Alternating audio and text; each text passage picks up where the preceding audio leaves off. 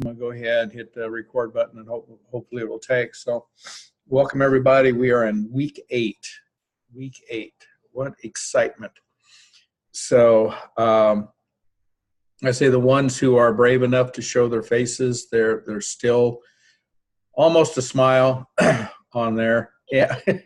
Those that aren't, they're probably, or they're calling in my phone. So that's good. So anyway, as I mentioned before, we are in the application phase of the term. So the first one was kind of everybody get to know what's going on. The first 4 chapters, kind of a review type thing. 5, 6, and 7 were the understanding part. Now we're in the application part of it. So this week, well, last week in week 7, you were introduced to the 7-step process. And this week in week 8, you have to actually apply it. So I want to make sure you understand that if you turn an assignment that does not have a 7-step process as it is on the template or as it is on the assignment, it's going to come back to you. And please don't take any shortcuts because it's written that way for a purpose. Okay. Back when I started writing the book, 89, somewhere around there.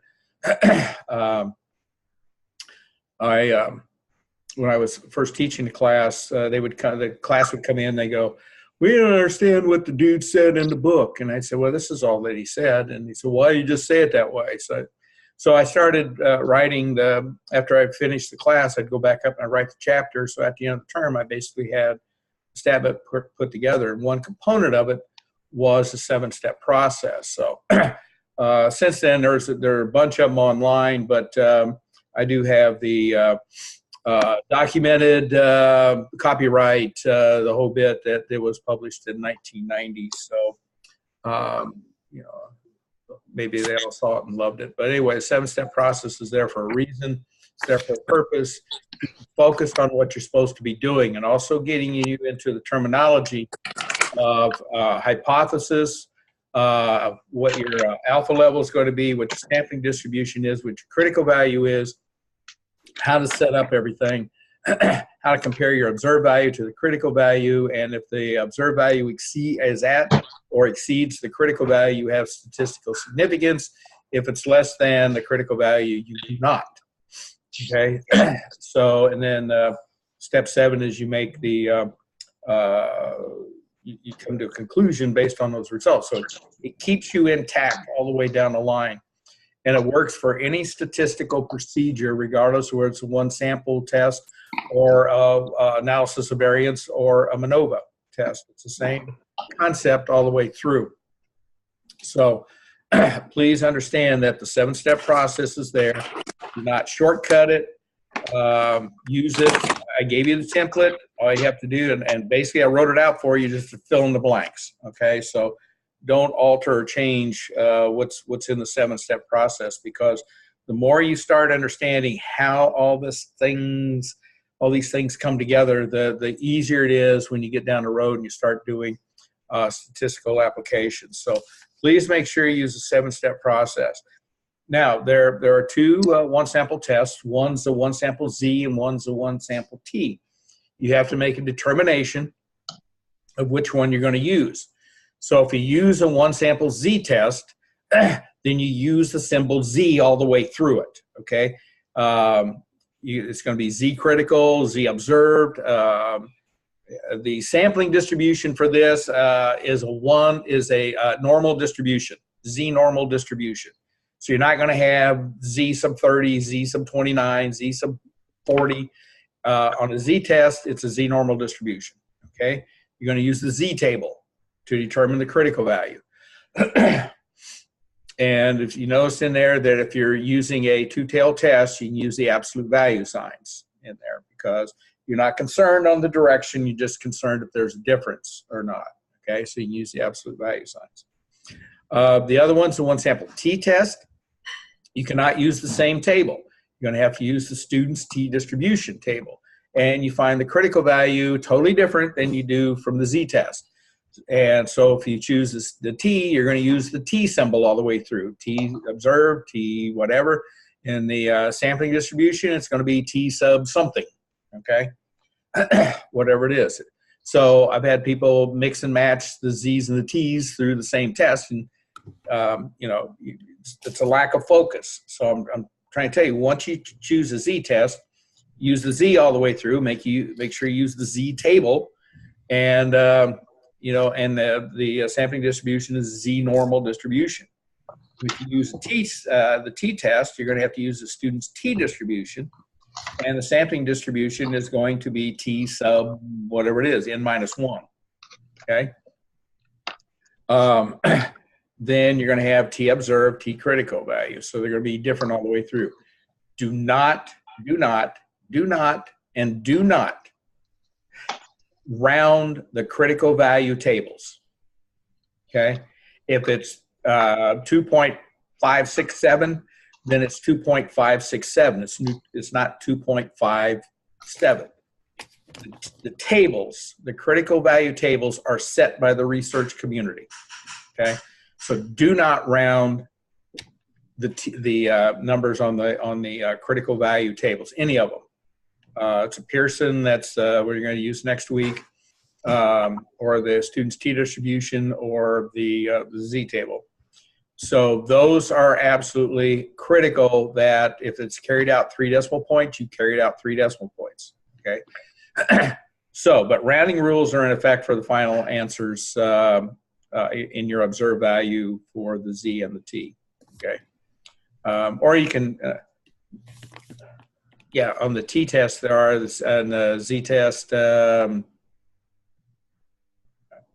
forget how I had that. Did I put rounding rules in effect? I think I did. I have to go back and check. But anyway, it's not so much critical on that as it is not to round the critical value table numbers. Okay.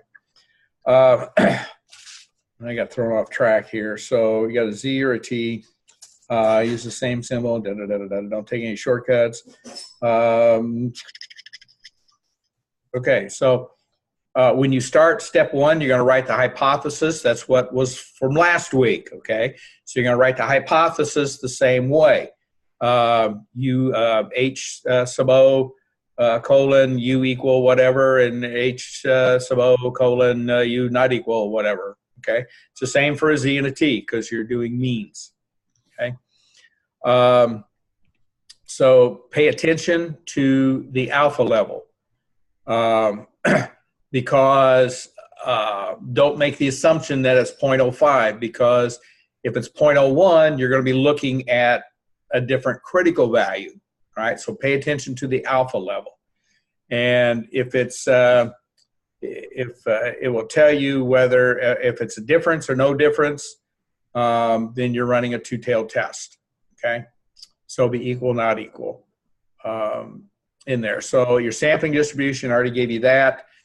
Your decision rule, as it states, I'm going to reject the null hypothesis, or H sub O, if my observed value, which you don't know yet, Z observed or T observed value, which you don't know yet, falls at or beyond the Z or T critical, which is whatever you calculate it to be. Otherwise, I'll fail to reject. So the decision rule tells you what you are going to do. Given these circumstances, this is what you're going to do. Step 5 is you actually crunch the numbers and you come up with a Z or T observed, depending on which one you're using. And then step 6 is the went brain dead. Anyway, it tells you you follow what you said in decision rules. So since I reject since my T observed or Z observed value of blank blank blank falls at or beyond the T critical of blank blank blank, I therefore reject or fail to reject the null hypothesis. And then step 7 is the conclusion.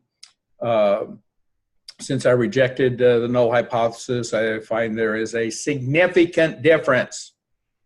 All right, so if you're going to reject the null hypothesis, there is a significant difference. Please don't put down just a difference, because you're going to have a difference.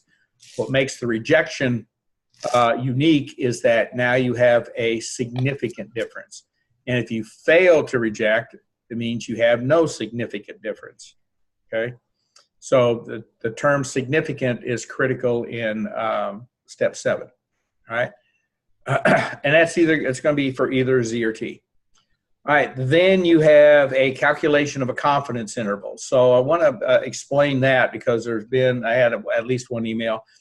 The standard rule basically is that you use the sample mean when you calculate it, when you're trying to estimate the population standard deviation, or excuse me, when you're trying to estimate the population mean. But since in a one sample z-test or one sample z-test, we already know what the population is. So you can use U or you can use mean. Either one's fine, okay? When you are trying to estimate what the confidence interval is or what the population mean is, you basically use the sample mean. But if the population mean is already known, then you can use the population mean in this case, or sample mean. Either one's fine. So one or the other is good. So I want to make that clarification there. Some people go, well, it's a sample mean. Well, it is, yes. If you're trying to estimate what the population mean is all about. But in many cases, it's very acceptable to use the population mean since you already know what the population mean is, because that's what you're comparing. That's what a one sample test is. You're comparing a sample to a known mean, all right? The z-test, the difference between the z and the t is that if the standard deviation is known, you use a one sample z-test. If the standard deviation is not known or not given, then you use a one sample t-test. And the reason being is that a t-test is, in statistical terms, more robust. And robust, by definition, is a statistical application's ability to handle modest violations of assumptions. So not having the standard deviation is a modest violation of the assumption. So what you have to do is use an estimated standard deviation, okay? And punch that in. So if you have the standard deviation, you use a one sample z-test. If you don't, you have to go through the funky calculation of a one sample t, which comes up with a standard error of the mean, which is also really interesting as well. Now, I sent you on your email a voiceover PowerPoint of how to go through the steps of calculating one sample t-test. I would highly recommend that you look that over and don't deviate too far from the path of rectitude from that when you use it, because it's there to help you. Last term, I had people come up with some really funky calculation and process for the t, and I said, did you not look at my PowerPoint? No. I can't help you. If I provide these things, you don't look at them, I can't help you on that, okay? I'm providing these things to help you understand how the process works, okay? If you don't read my announcements, if you don't follow the checklist or read the checklist, and if you don't look at the stuff that I give you, I can't help you any further than that, okay? So please make sure you kind of take a look at the one sample Z and the t-test. Next week, you will be doing a correlation. Same thing with a 7-step process, but the symbols are going to be different.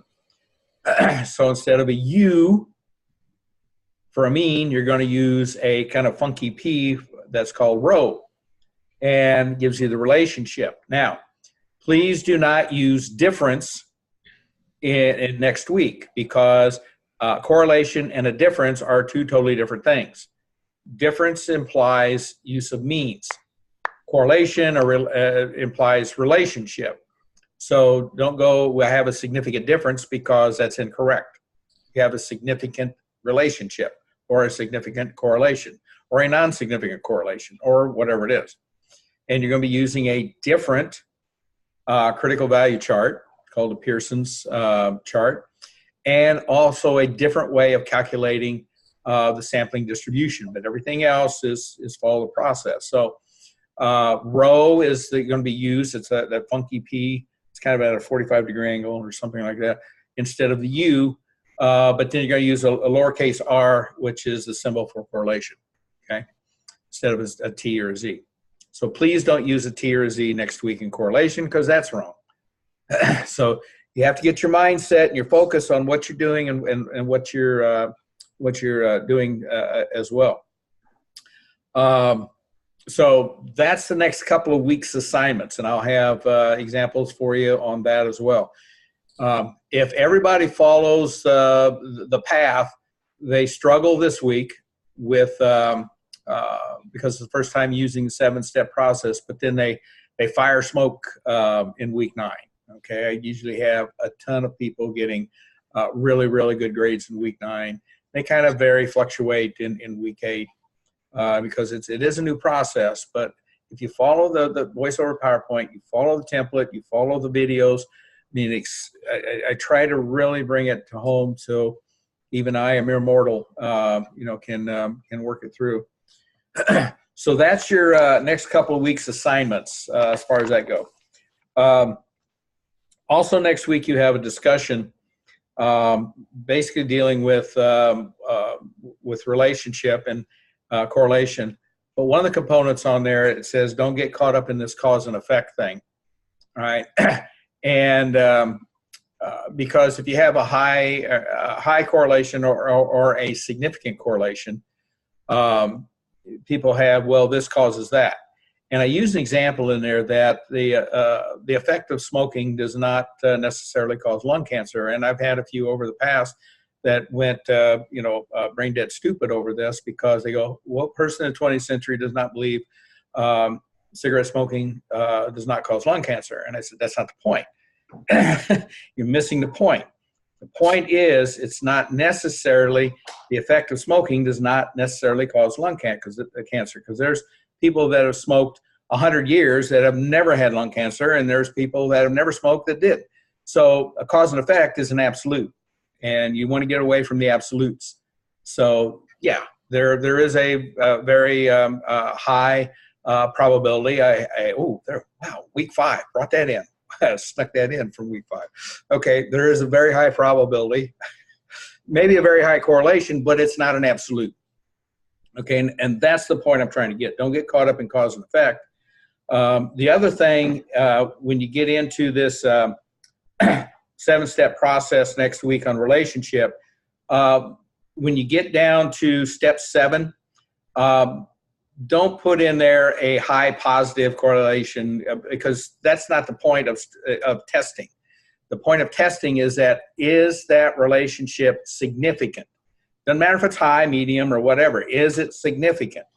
So it doesn't matter if it's significantly high, then, that's taboo. That's not the part of the terminology used. It's either a statistically significant relationship or it's a statistically non-significant relationship. Doesn't matter if it's high, low, positive, negative, whatever. So make sure that if you're putting your notes in there, don't put high to high, medium, or high positive correlation, because that's not what we're looking for. Is it significant or not significant? Okay, and it is a relationship and not a difference. Difference is this week. Okay, so wow, isn't that fun? Now, for the part that you've all been waiting for, the benchmark and the final. Everybody's going, oh. I'll do the benchmark first because it's the easiest to explain. All right, the benchmark is a culmination, or the benchmark final untimed. I'm going to get to that. Okay, so Sterling, you got ahead of me on this. So the benchmark is a culmination of your first research course and this course. Okay.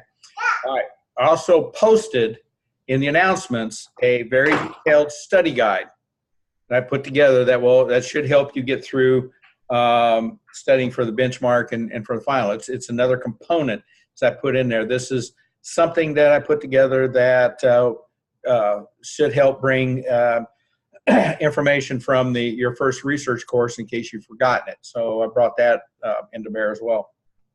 So that's a study guide that you can use there. You can also use it to prepare for the final exam. You have 3 tries on the benchmark. It does not tell you what you missed. And so I had an email a couple of terms ago that says, well, why don't they tell me I missed? And I said, well, because if they told you what you missed on the third try, just by attrition, you would get 100%.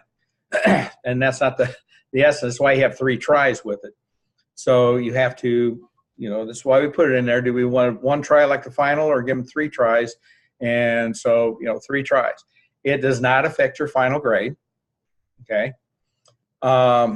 If you do not pass it with 80% in this course, all you have to do is sign up for a benchmark course. It doesn't cost you anything, and you take it till you pass it. But you must pass it, because when you apply for candidacy, you must have the benchmark.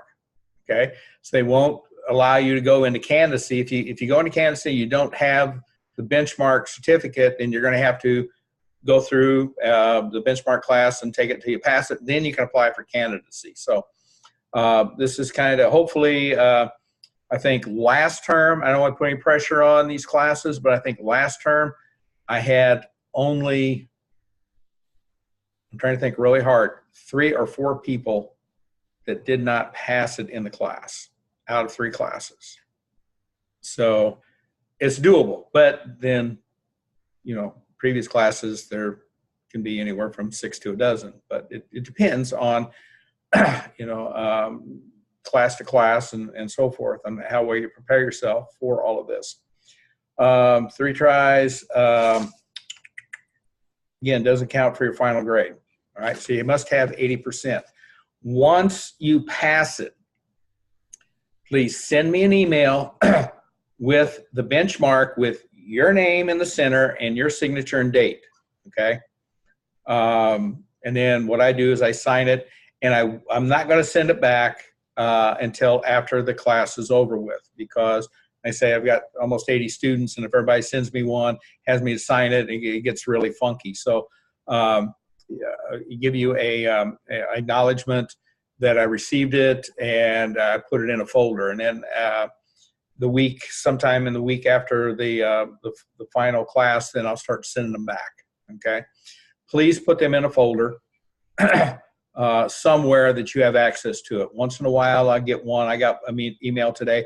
I can't find my benchmark certificate. Can you send me another one? And I went, I can't find it, so I don't know if you passed it, so you're going to have to send me a signed copy of it. So we're in this stage back and forth. So there's some people that would get a blank copy and send it to me for signature, and I don't know if they passed it or not. So I can tell the type of certificate that has been given, if it's been downloaded, or download from ACE site, or if it's downloaded from the class site. So please do not get into that mode. Again, we're at a very professional level here. So any questions on the and there's no time frame, I don't think, on the benchmark, except that like the final, I think if you have inactivity for 15 minutes, it closes down, shuts down.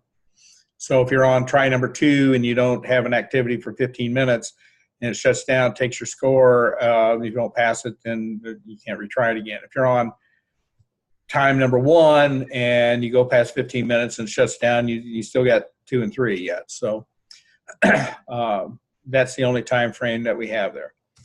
All right, the final exam. Yay. I went through it, and everything is functioning like it's supposed to.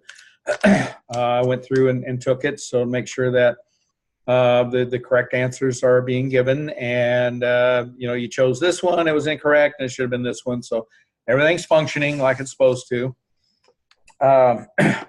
Same on the time frame. You can take it for 3 days in a row if you'd like to. All right, so Bobby, you're saying we got 3 hours for the benchmark? Is that what it is? Is it okay for the benchmark? All right, so you got 3 hours for the benchmark, but you got 3 tries for it. The final you can take for next week if you want to, as long as you make some movement every 15 minutes or before 15 minutes is out. So there's no time frame on the final. But inactivity, the difference here is if you go inactive for 15 minutes and it will record the grade that's there, and there's no reset button. All right, so please make sure that when you're prepared to take the final, that you block off the time and tell everybody that's all around you that you're going to take the final exam, and you're not to be disturbed for, the next whatever. So if you get up and get caught in the process of making dinner or whatever, and you go 15 minutes inactive on the final, it will record whatever grade you have at that particular time. So, wow, Stephen, what's that? I saw a picture of you and someone. Okay. What else on the final? This, you can use virtually anything within your realm. You can use whatever notes that you want, have them all displayed around you, and there are people that actually put tabs in there on where I can find standard deviation, where I can find mean, median, mode, where I can find this, where I can find that. So they have easy access to find it. But you can't use your neighbor. You can't use your study group. This is a study group, no. And in reality, it probably wouldn't help in a sense, because everybody gets on there is going to have a different type of final. It's not going to, question one is not going to be question one on somebody else. Maybe your study group, it might be question 20 or 28. And by the time you figure out which one it is, you've already lost a lot of valuable time. Some of you may not even have the same question. So it's there to get you through this process, on what you have understood and what you have put together in your review, your understanding, and your application parts of it. You have one shot at it. Once you hit submit, it's going to record the score. You'll find out, I think, fairly instantaneously what your final grade is. So please be prepared. The thing that I stress the most is that, make yourself prepared. Mentally, physically, don't go in tired, don't go in emotional, don't go in stressed out, because all it's going to do is have you look at things totally differently. Now, your focus needs to be on what is asked in the question, not what the question is. Okay, so on the final, you should be able to see, we're incorrect after the quiz. So after the final, you'll be able to see what you missed. I think that's what it is, but it's already posted. But there are questions that are worded differently in a sense, but you need to go through and make sure that you're looking at what is being asked to do. So you will be calculating. There will be some calculations on there. You will be doing a 7-step process. Okay. Everything is multiple choice. So once you go through, for example, it says you will you have 4 choices, not enough information to do this. You failed to reject or whatever it is, the null hypothesis. So you're going to have to go through the 7-step process to calculate it. There will be the probability question that will be similar to what you had in 5 with, I guess it was Sally on there. So it will have you focus on what's going on. So please make sure when you read the question, think about what it's asking. Okay. There will be things on skewed distributions. There will be things on normal distributions.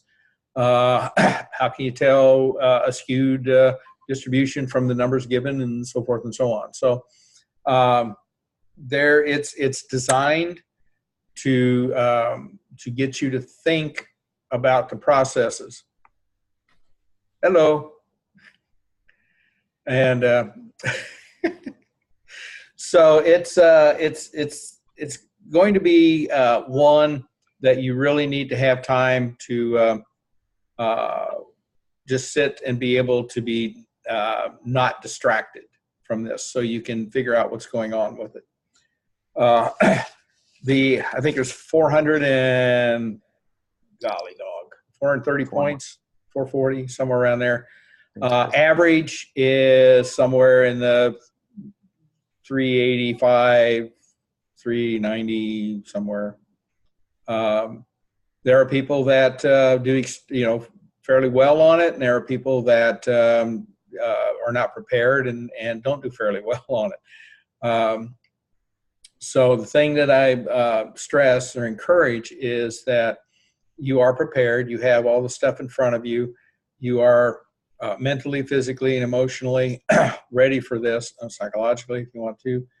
And so you're in an area where you don't be distracted, because if you're distracted during this, you lose your train of thought on what you're looking for. So you need to think about what the question is asking and then relate it to the lessons. There's nothing on there that we have not covered. Okay, there's no trick questions. I don't do that to people. There's nothing on there that you can't find in your notes at some form or fashion. You will not be doing any graphs. You will not have to analyze any graphs. So you can kind of put that aside. The idea for the graphing was to make sure you can do graphs, because you're going to have to do it for your proposal, possibly, and definitely for your dissertation. You're going to use descriptive statistics. So it is very,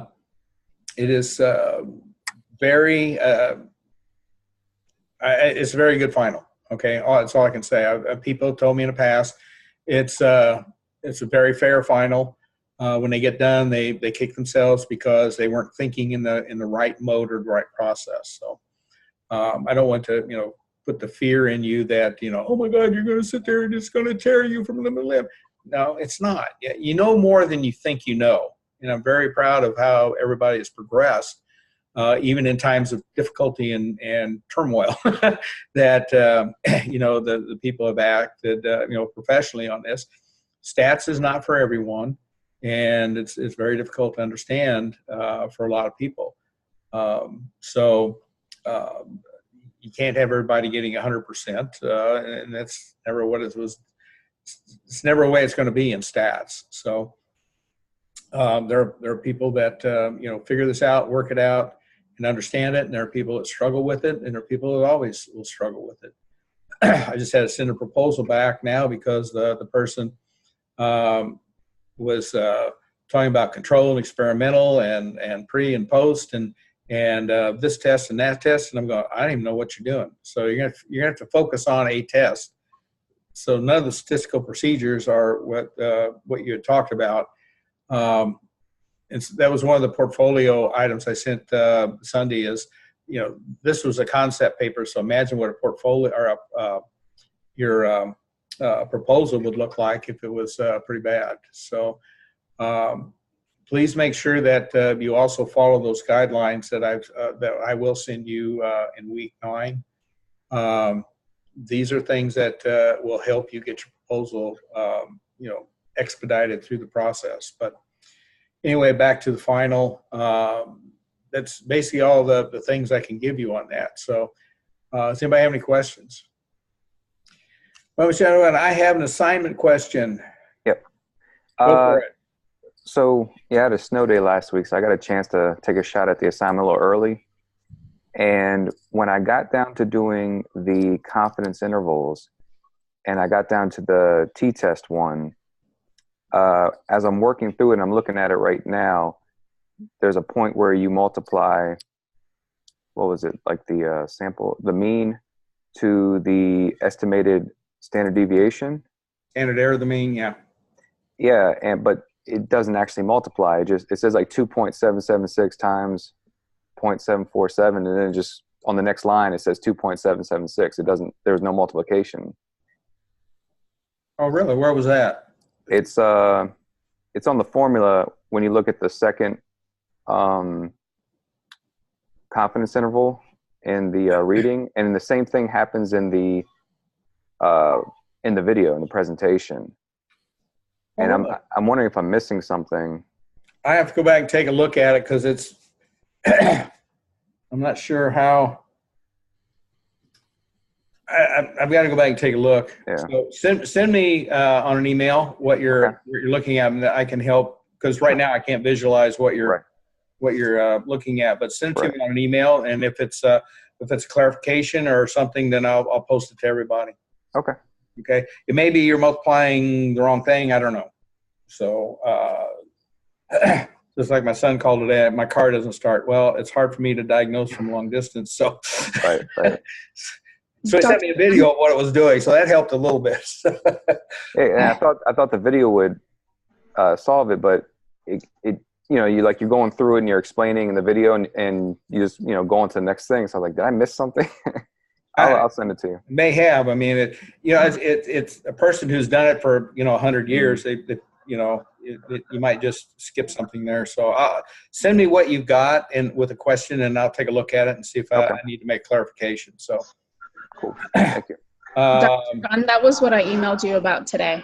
Oh, did you? Yeah. When did you email me? This morning. So when, I don't know if you can see this. Nope. Can you see that?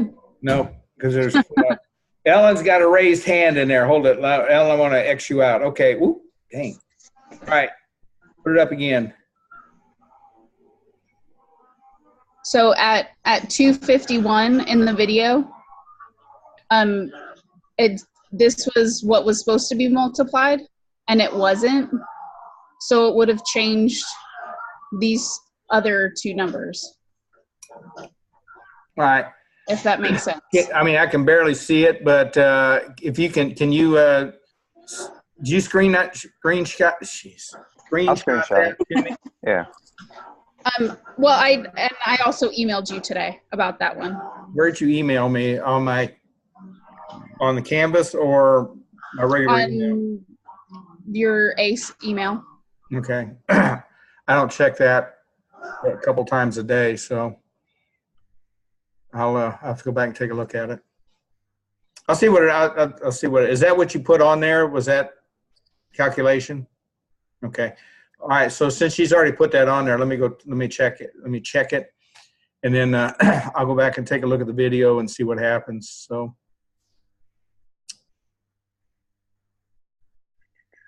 I'll see what goes with it. Okay. All right. Cool. Anything else? What excitement. Oh my gosh. Wait till you get to week 10. There are no tests in week 10. All right. So there's a question. Should we take the benchmark or final first? What do you suggest? I would, I mean, you can do however you feel comfortable doing. I would probably start taking a benchmark probably the latter part of week 9. Okay, because there's nothing in week 10 that's going to be on it. And go through that process somewhere in week 9. And then that gives you week 10 to do the final. I would not wait until Sunday to take the final exam. Although some people it's maybe the only time. I would definitely not wait until 8 o'clock Sunday night to take the final exam. Okay. Now, the other thing is if you don't take the final or the benchmark before the class shuts down in week 10, you're just out of luck because there's no going back. I've had one person said, "Oh, I forgot. I thought this was week 9. It was week 10."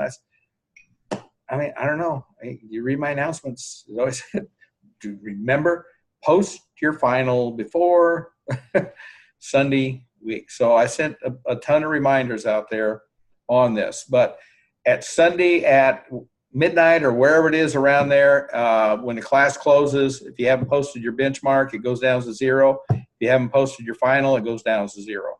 Okay, and there's no redos. Okay, once the class shuts down, there's no redos. So I would not wait until Sunday to take it. I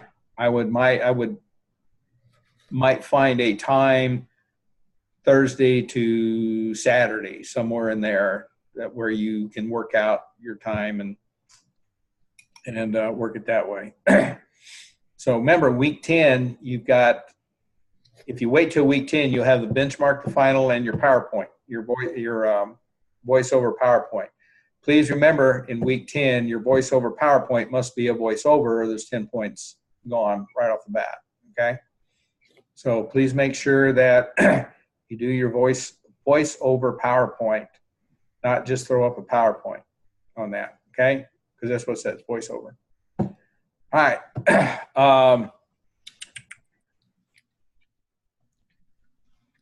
A benchmark to include information from previous course and research. Yes. It's from your first research course and this course is your benchmark. That's why we put it in there, benchmark. How are you doing from your first research course and your first stat course? Okay. Kind of gives you an indication. What else? I got to look at the chat room here.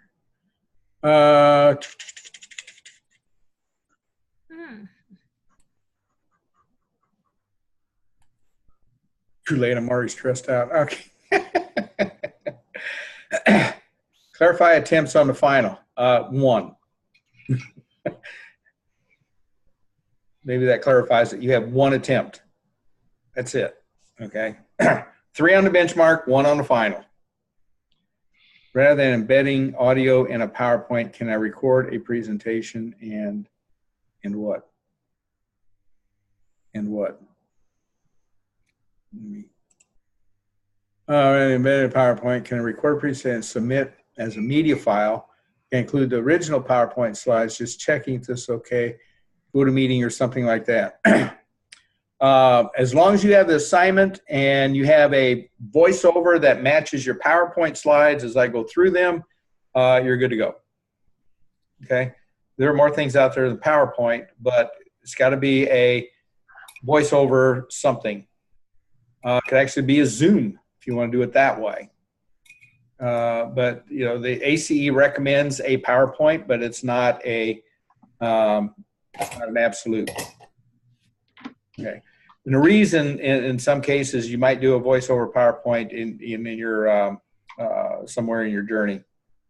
You might request a voiceover PowerPoint as part of your requirement in a class. So, kind of like graphs. It's as long as you can do a graph and it represents what the data is, you're free to make whatever parameters you want. So. All right, how we doing? Good? I am hoarse, so the voiceover could be hard for me to hear. For you. For me to hear. For you, doctor. Yeah, I've been trying to get over a cold and my voice keeps getting. Okay. Well, you have 2 weeks, so get over it. Get over your cold right now. All right, I see that really helped. That's funny. Oh wow. Okay. Well, I didn't help you much. So, but if you're raspy on there, I understand because I've been raspy before myself. So. Okay. If you have questions though, you can email me and I'll type it out. Okay. Okay. Or you can do like the singers do and lip sync. Have somebody read it for you and.